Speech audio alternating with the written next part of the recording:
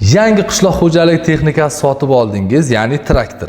Uni birinchi servis xizmat ko'rsatishdi. Nimadan boshlash kerak, qancha vaqtda va nimalar almashtiriladi?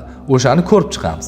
Assalomu alaykum hurmatli obunachilar, Agroto Holding kuzatuvchilari. Ko'pchilik biladi, dvigatel, ya'ni yengil avtomobillarga qaraganda maxsus texnikalar traktorlarda kilometrlarda emas, ya'ni dvigatel soatlarida, ya'ni matachaslarda o'lchanadi. Biz Solis traktorlarimizni birinchi servis xizmat ko'rsatishimiz 100 dvigatel soat, ya'ni 100 matachasga to'g'ri keladi. Bunda nimalar almashadi, shuni ko'rib chiqamiz. 100 matachasga kelganda birinchi motor moylari motor filtrlari almashadi. Undan tashqari havo filtrlari va konditsioner filtrlari faqat kompressor yordamida tozalanib joyiga qo'yiladi.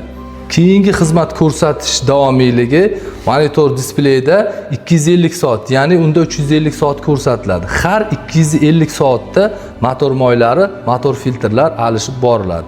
Gidravlika va transmissiya qismiga keladigan bo'lsak, birinchi servis xizmat ko'rsatish 500 matachasda bo'ladi. Undan keyingi xizmat ko'rsatishlari har 1000 matachasda davom etadi.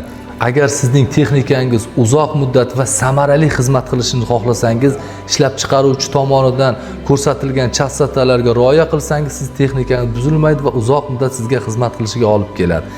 Keyingi videolarimizda 250 matachasda nimalar almashish haqida ko'rib chiqamiz. Videomiz foydali bo'lgan bo'lsa, bitta like bosib, obuna bo'lmaganlar obuna bo'lib qo'yishni unutmaymiz.